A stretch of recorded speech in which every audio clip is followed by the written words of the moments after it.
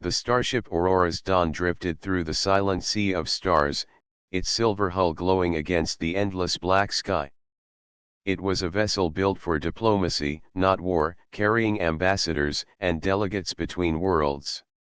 Its mission was to carry words instead of weapons, peace instead of conflict. Among the crew, there was one man who seemed the least important of all, at least in the eyes of many. His name was Elias. His duty was not navigation or defense or command. His job was cooking. Elias lived in the heart of the ship, the kitchen that smelled of spice and warmth even in the cold of space. While machines could replicate food with perfect efficiency, the ambassadors preferred something more human. They wanted meals with soul, meals that reminded them of their homes. And Elias gave them exactly that. He moved with grace between counters and stoves, chopping, stirring, and tasting with the focus of an artist. Every plate he served was a small gift, carrying comfort into the hearts of travelers far away from their planets.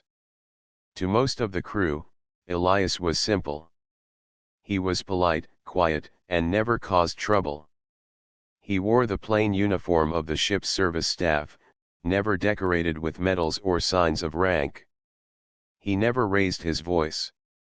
When conversations grew heated among officers, Elias kept his head down and worked with calm hands. Some thought he was shy. Others thought he was dull. But no one thought he was dangerous. Commander Lyra, who led security on the ship, often teased him in her sharp but playful way. She was tall, proud, and known for her courage. One evening, when she passed through the dining hall and saw him carefully plating a dish of roasted vegetables with perfect symmetry, she laughed lightly and said, "Elias, you treat food like battle formations. But you are a chef, not a soldier." He had looked up at her with his usual calm smile and answered simply, "Yes, Commander. A chef, nothing more." That answer satisfied her. She left without another word, her mind moving to other duties. Yet Elias continued with his quiet rhythm, his eyes thoughtful.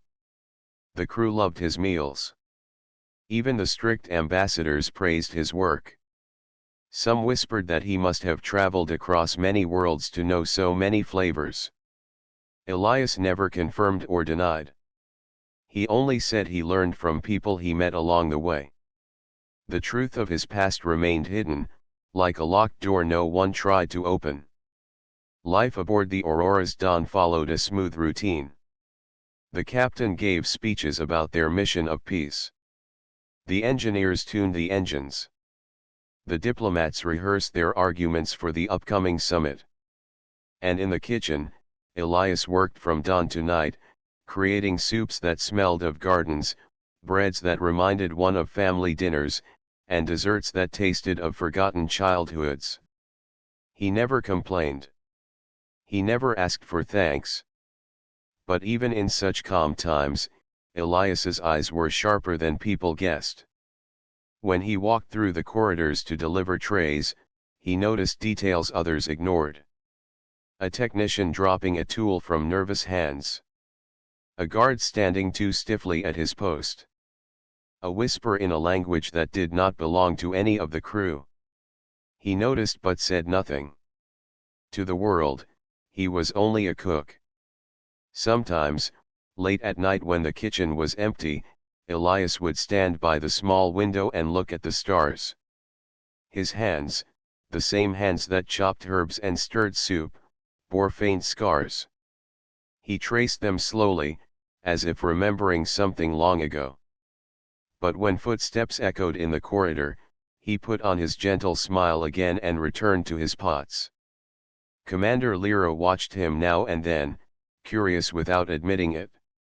She had trained many soldiers in her life, and sometimes she thought she saw that same discipline in the way Elias moved. But she dismissed the thought. After all, he never carried a weapon, never joined the drills, never showed anger. He was harmless. He was just Elias the cook. The passengers never considered him important. In their eyes, the Aurora's dawn relied on its captains, its guards, and its shields. What could a chef offer in a galaxy filled with fleets and empires? But those who spent time with him saw something else. When he served a meal, he always remembered a person's favorite dish. When someone was troubled, his words were simple but comforting. And when the long journey felt endless, his food gave strength to tired hearts. Unseen by all, Elias carried a different kind of power, one not written in records or displayed on uniforms. It was a power built from patience, from observation, from a life once lived in shadows. For now, it rested quietly within him, hidden beneath the scent of spices and the clatter of pans. The crew thought they knew Elias. They thought he was gentle and ordinary. But the truth was waiting, silent and still, for the moment it would be revealed. And when that moment came, they would no longer see only a cook standing before them. They would see something else. Something far greater. The Aurora's dawn continued its journey across the stars, gliding with quiet grace through the void. To the crew and passengers, the ship felt like a small floating city, alive with sound and purpose. Diplomats walked the polished corridors while guards stood alert at every major checkpoint. The mission was important, securing peace between rival star systems, but most on board believed the greatest danger lay far away, waiting at the summit. Few imagined that danger was already inside. Elias, the chef, moved through his kitchen as calmly as ever. The rhythm of chopping, stirring, and simmering filled the air. To anyone watching, he was lost in the art of cooking. Yet behind his calm eyes, his mind studied patterns that others ignored. He noticed new faces in the mess hall, technicians he did not remember seeing at departure. He noticed one guard who wore his uniform too tightly, as if it did not truly belong to him. He noticed the way a small group whispered together in a tongue that carried the rough tone of mercenary camps rather than the clipped speech of trained officers. He said nothing, only filed these details away in silence. He was not a soldier anymore. He was a cook. That was the life he had chosen. Still, late at night, when the ship's lights dimmed and the hum of the engines echoed like a heartbeat, Elias walked the corridors alone. He told the curious that he searched for fresh inspiration for meals. In truth, he was listening. Every door, every shadow, every shift in air told him stories. And the stories he heard whispered of trouble. One evening, as he carried a tray of late-night tea to Commander Lyra's office, he passed two men standing near a storage hatch. Their voices were low, but Elias's ears were sharp. "Not yet," one murmured. "We wait until the summit. That is when the strike matters." The second nodded quickly. "Orders are clear. No mistakes." When they noticed Elias approaching, they stiffened. One of them forced a laugh and asked, "What's for supper, cook?" Elias gave his usual polite smile. "Soup and bread. Nothing special." They waved him off, and he continued walking as if he had heard nothing. But inside, his mind turned like a wheel. In Commander Lyra's office, he placed the tray on her desk. She was bent over reports, her brow furrowed. "You work too late, Commander," Elias said softly. She glanced at him, half smiling. "And you care too much, chef." "But thank you." She sipped the tea and returned to her work. Elias wanted to speak, to warn her of the men at the hatch, of the whispers he heard. But he stopped himself. If he said too much, she would only laugh again, reminding him he was not a soldier. So he bowed slightly and returned to the kitchen. The next day, the unease grew. During the noon meal, he saw one of the suspicious men place a hand beneath his tray too often, as if reaching for something hidden. Another carried no appetite but stared at the room with calculating eyes. Elias moved silently around them, his thoughts steady. He knew their type. He had met them before, long ago, in another life. These were not diplomats, not crew, not people who cared for peace. These were predators waiting for the moment to strike. Still, Elias kept his mask of gentleness. He smiled, served food, and asked no questions. But each night, he sharpened his awareness. He studied escape routes through the kitchen, noted which utensils could be turned into weapons, and observed how long it took for security patrols to reach certain sections. One evening, as he scrubbed a pen until it shone like a mirror, Elias saw his own reflection and paused. The man looking back at him was calm but tired, his eyes carrying memories of battles hidden behind years of cooking. He whispered to himself, "I left that life behind." His voice was steady, but his grip on the pen was tight. Yet destiny often ignores personal choices. It began small. A maintenance report showed that certain doors near the cargo bay had been disabled. Engineers claimed it was only a glitch. Elias doubted it.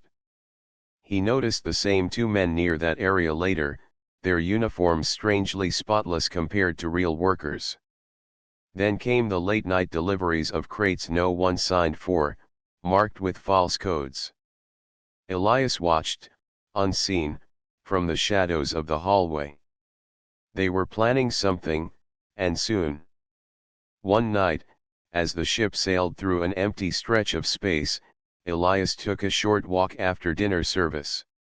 He turned a corner and found himself face to face with three strangers he had not seen before. They wore uniforms, but their boots were wrong, their belts too new. They froze for a moment. Elias offered a polite nod. "Evening," he said gently. The tallest of them narrowed his eyes. "You are the cook, yes?" Elias smiled. "Yes. And you?" "Maintenance," the man replied too quickly. Elias bowed slightly, then stepped aside to let them pass. As they walked away, he felt their eyes burning into his back. He kept moving, slow and steady, until he reached the safety of the kitchen. Only then did he let his calm mask slip. There was no doubt left. The Aurora's dawn was carrying more than ambassadors and peace. It carried hidden blades waiting for the right moment. But Elias said nothing. Not yet. He had promised himself he would not raise a weapon again unless there was no other choice. Instead, he prepared. The next morning, he worked as usual, filling the hall with the scent of spiced stew. But his movements were sharper now, his eyes always shifting to doors and corners. He arranged his kitchen carefully, knives within easy reach, pans hanging at balanced angles, boiling pots placed where steam could be released quickly. To anyone else, it was the order of a perfectionist chef. To Elias, it was a silent battlefield map. Commander Lyra visited during breakfast. She noticed his serious expression and teased lightly, "What troubles you, Elias?" Did the bread rise unevenly? He looked at her with calm eyes and answered softly, "Sometimes shadows hide in plain sight, Commander. We should always be ready." She raised an eyebrow but only laughed. "You sound like a soldier again. But you are not, remember. You are a chef." Elias bowed. "Of course, Commander. Only a chef." But deep inside, he knew the truth. The shadows were moving, and soon the calm of the ship would break. And when that moment arrived, Elias would have to choose once more between the life he wanted and the life he had once lived. The Aurora's dawn drifted peacefully through space, carrying its precious passengers closer to the summit where peace would be signed. The halls buzzed with polite talk, the diplomats rehearsed their speeches, and the guards trusted their patrols. Life seemed calm, but under the surface, tension was ready to snap. Elias, the chef, had felt it building for days. The whispers in strange languages, the crates with no record, the uniforms that did not belong, he had seen enough signs. He told no one, but in his heart, he knew danger was near. He continued cooking, calm as always, his hands steady, his eyes watching. The strike came on a quiet evening. Dinner had just ended. The hall still smelled of roasted herbs and warm bread. Ambassadors chatted as they left, guards relaxed slightly, and Commander Lyra walked toward her quarters to prepare for a late meeting. The ship's lights dimmed into the soft glow of night mode. In the kitchen, Elias washed his pans. Steam rose from the sinks. The hum of the engines was steady and low. He could almost believe it was another normal night until he heard the sound. A hiss. The door to the kitchen sliding open without the usual beep of access approval. Elias looked up. 15 figures stepped inside, faces covered with dark masks. Their movements were sharp, disciplined, not like hungry crew members searching for a snack. They fanned out quickly, surrounding the room. Each carried sleek weapons hidden beneath their coats. Their eyes glimmered with cold focus. One of them, taller than the rest, spoke in a low voice. No alarms. No witnesses. Finish this fast. Elias set down the pan he had been scrubbing. He looked at the intruders with calm eyes, the same calm he used when tasting a stew or slicing fruit. His heart was steady, his breathing smooth. To the assassins, he looked like nothing more than a cook surprised in his workplace. Step aside, old man, one of them ordered. This does not concern you. Elias tilted his head slightly. His eyes moved across the room, 15 of them, blocking every exit. Their formation was tight. Their weapons were real. He could almost see their training in the way they shifted their weight, ready for sudden action. He sighed softly and whispered to himself, so it begins. The nearest assassin reached for him, confident and careless. In that instant, Elias's hand moved. He grabbed the heavy frying pan hanging from the rack beside him. With one smooth motion, he swung it across the man's helmet. A sharp clang rang out. The assassin dropped instantly, stunned. The others froze for a split second, shocked. A chef with a pan was not supposed to fight back. That moment of hesitation was all Elias needed. He stepped forward, his movements quick and precise. Another assassin lunged with a knife, but Elias tilted the pan upward, catching the blade against its surface. Sparks flew. He twisted his wrist, forcing the attacker's arm wide, and struck him across the chest with the pan's edge. The man flew back into a counter, gasping. The kitchen erupted into chaos. Steam hissed as Elias knocked over a boiling pot, sending hot mist into 2 attackers' faces. They stumbled, blinded, as he spun the pan like a shield. Every clang echoed like thunder in the small room. Pots rattled, dishes shattered, but Elias moved with calm precision, every strike measured, every step placed with care. 3 assassins charged at once. Elias ducked low, sliding across the floor with surprising speed. He swept their legs out with the pan's handle, rising smoothly to deliver a blow to the side of another's helmet. The man crumpled to the floor. Another attacker fired a small stun weapon. Elias raised the pan, the bolt bouncing harmlessly off its metal surface. He advanced, the pan flashing in the dim light, striking the man's wrist and sending the weapon clattering across the tiles. A swift kick pushed him into a pile of chairs.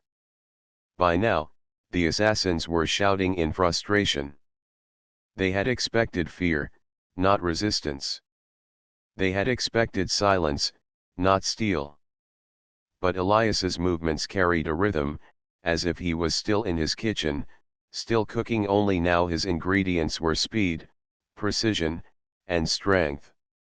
One assassin tried to grab him from behind. Elias twisted, smashing the pan backward into the man's ribs, then swung it forward into another's helmet in the same motion. Two fell at once. The fight became faster, harsher. But Elias never lost his calm. To him, every motion was like stirring soup, flipping bread, or slicing meat. He moved with the grace of someone who had practiced long before this night.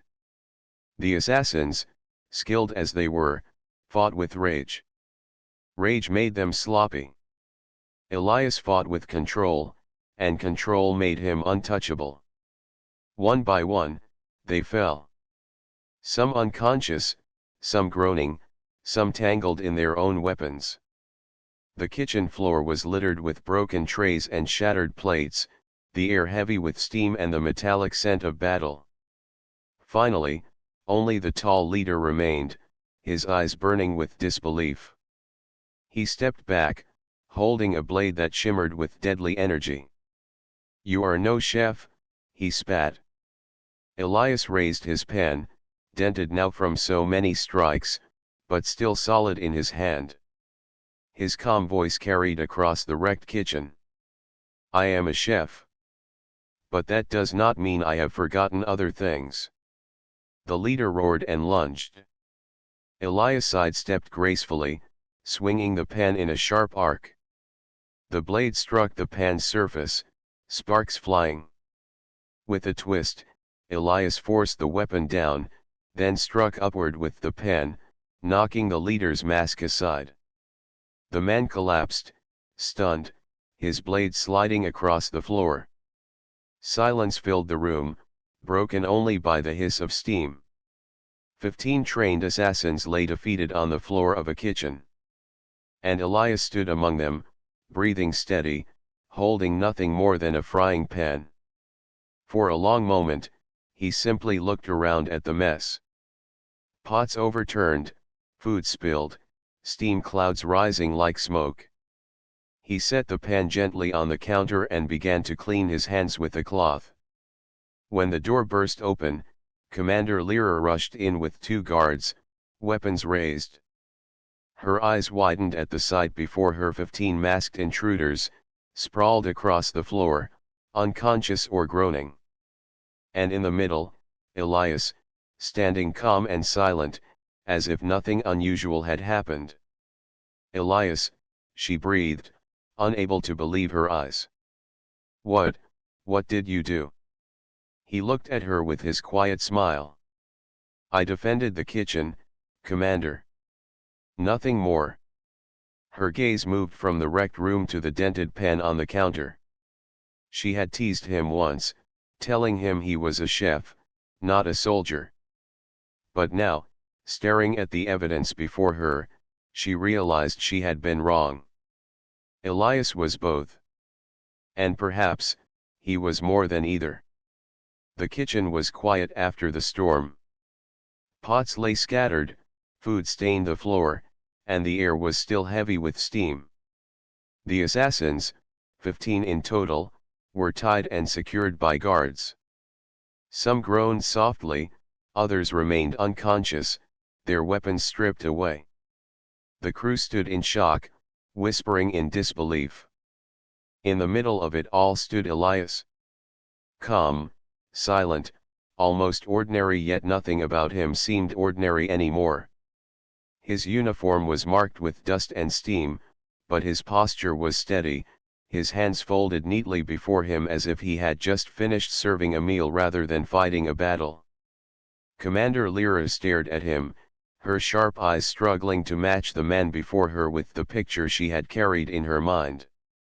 For months, Elias had been just the chef, quiet and polite, a man who smiled more often than he spoke.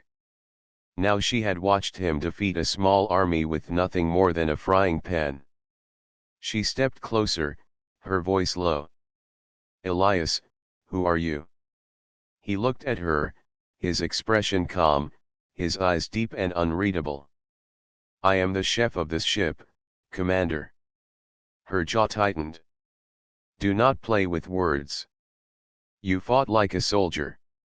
No, like something more than a soldier. Trained, precise, unstoppable. That is not something a cook learns in the kitchen." The crew gathered behind her, their faces pale with curiosity. Even the captain arrived, his formal robe swaying as he entered the ruined kitchen. His voice was heavy with disbelief. "This man defended us all, but at what cost of secrets?" Elias sighed softly and turned to face them. For a long moment, silence filled the air. His eyes moved from face to face, seeing fear, awe, and uncertainty. At last, he spoke, his voice steady but quiet. "I was not always a chef." The room seemed to lean forward. "Long ago," Elias continued, "I served in the defense corps of my home world. Not in the open armies that carried banners, but in the shadows. I was trained to move where others could not, to see what others overlooked, to end threats before they were spoken aloud. My hands have carried weapons far heavier than this pen. I have stood in places where peace was only a dream." His words were simple, but they carried weight. Commander Lyra felt her chest tighten. She had suspected discipline in him, but hearing it confirmed made her uneasy. Elias looked down at his hands, tracing the faint scars on his knuckles. "I was good at it. Too good. My life became only missions, only battles.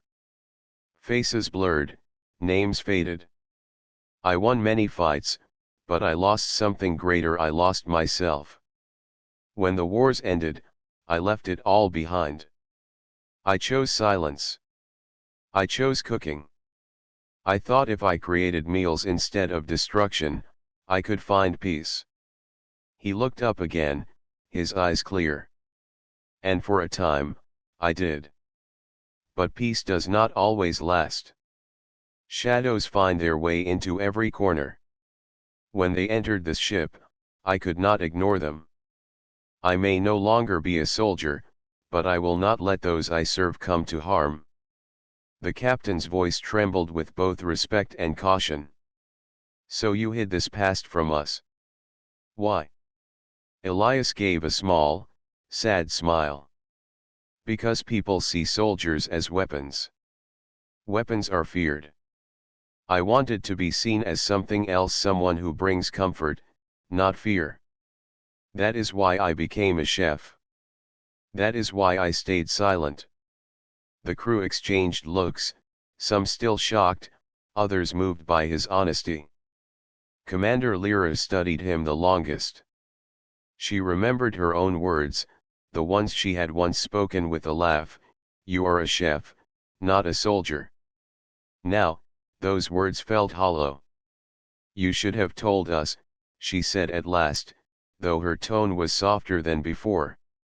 "And what would you have done?" Elias asked gently. "Would you have welcomed me into your kitchen, or locked me away with suspicion? Sometimes silence is the only shield." His calm reasoning struck her.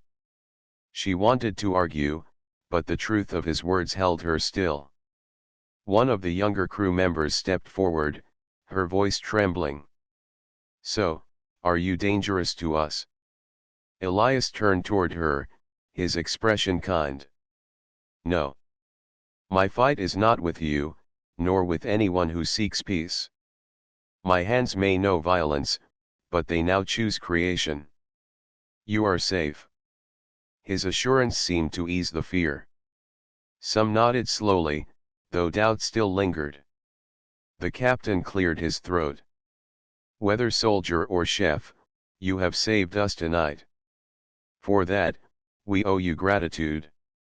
But this ship carries ambassadors, and secrets are dangerous.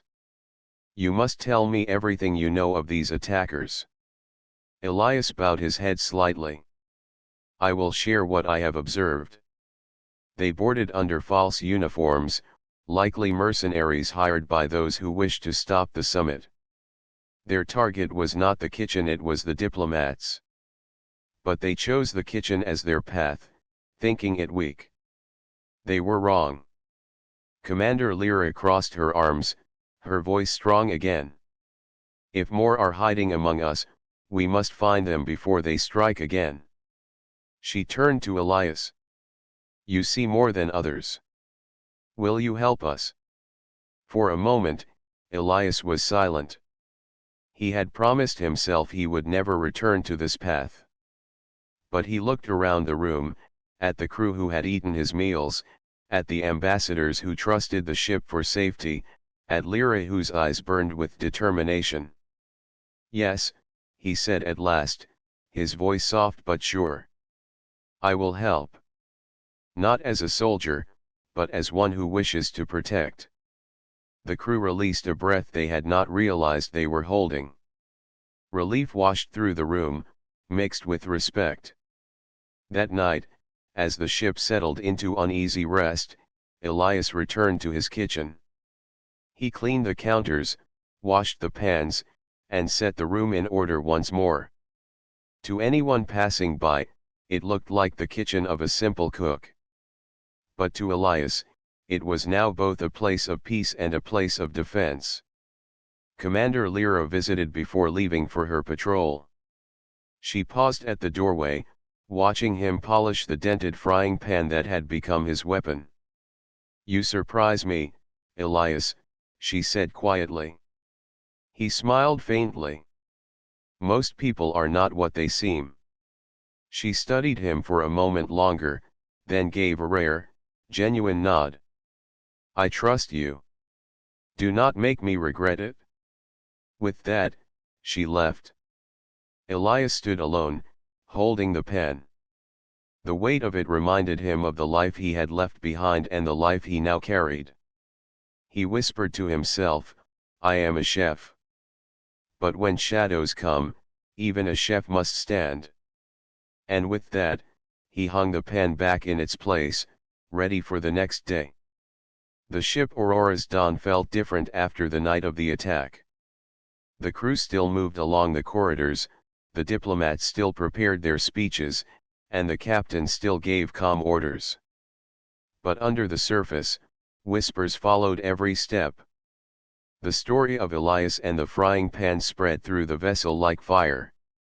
Some spoke of him with awe, saying he was a guardian in disguise. Others spoke with unease, wondering how such a man had walked among them unnoticed. But no matter how people spoke, no one saw him the same way anymore. Commander Lyra noticed the change most of all. Guards straightened when Elias passed. Diplomats glanced at him as if he carried secrets greater than words. Even the youngest crew members, who once laughed with him in the mess hall, now watched with wide, curious eyes. Yet Elias himself remained the same. He woke early, tied his apron, and entered the kitchen. He chopped vegetables with calm rhythm, stirred soups with gentle care, and baked bread until the smell filled the hall. To him, peace was found in the simple act of cooking. He never spoke of the fight, never bragged, never accepted praise. But the dented frying pan now hung in a special place, polished each morning. Some said he kept it there as a weapon, ready if danger came again. Elias knew better. To him, the pen was a reminder not of violence, but of choice. It was the line between the man he had been and the man he wished to be. One morning, as the crew gathered for breakfast, the captain stood in the center of the dining hall. His robes were crisp, his voice steady. Crew of the Aurora's dawn, we owe our lives to one among us. 15 assassins entered this vessel with intent to kill. They were stopped, not by our guards, not by our weapons, but by a man armed with nothing but his skill and his will. Elias, our chef, has proven that courage lives in the most unexpected places. All eyes turned to Elias. He stood at the back, holding a tray of fresh bread, his head bowed slightly. The hall filled with applause, loud and long. Some even stood from their seats in respect. Elias only gave a small nod and placed the bread on the table. When the noise faded, he spoke softly. I did only what was needed. No more. But his humility only deepened their admiration. As the days passed, Elias became more than just the cook. People came to him not only for meals but also for advice. A young guard asked how to stay calm in battle. An ambassador asked how to read the silence in a room. Even Commander Lyra, proud and strong, sometimes walked into the kitchen late at night to share a cup of tea and listen to his quiet words. You are not like other men, she said once. Elias smiled gently. I am exactly like other men. I just learned my lessons in a harder way. Her sharp eyes softened at that. She did not argue. The summit approached, and with it the risk of greater danger. Though the assassins in the kitchen were defeated, Elias knew their employers still lurked in the shadows. He kept watch without drawing notice. He saw the way certain diplomats whispered too closely, the way small signals were exchanged between supposed strangers. He did not confront them. He trusted Commander Lyra and the guards to handle such matters. His role was different now. Still, his presence gave the crew strength. They trained harder, knowing that even the chef would stand if shadows returned. The diplomats carried themselves with more confidence, reminded that someone on board would protect them if danger rose again. At last, the Aurora's dawn reached the summit station, a shining city among the stars. Flags of many worlds fluttered in its artificial wind.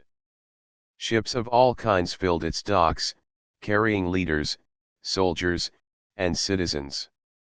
The mission was nearing its end. On the morning of arrival, Elias prepared his finest meal yet. He crafted dishes from many worlds, blending flavors so that no ambassador would feel forgotten. The dining hall glowed with color and warmth. When the meal was served, the diplomats tasted not only food but also harmony itself. Some even said it was the perfect beginning to the peace they came to sign. As they ate, one ambassador raised his glass. To Elias, the chef who reminds us that peace is not only signed with words, but also shared at a table. Voices echoed the toast, and Elias bowed politely. But when he returned to the kitchen, he whispered to himself, peace must be protected, too. The summit passed without another attack. The treaties were signed, and for the first time in years, two rival systems agreed to lay down their arms. The Aurora's dawn became a symbol of this success, and with it, Elias's story traveled far. Some called him the guardian chef. Others called him the silent protector. Songs were even written of the man with the frying pan who defeated 15 assassins. But Elias did not care for songs or titles. When asked for interviews, he refused. When offered medals, he declined.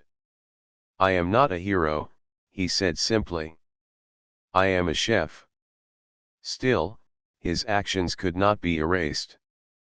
Children on distant worlds spoke of him with excitement. Soldiers repeated his story as a lesson that true strength does not always come from weapons.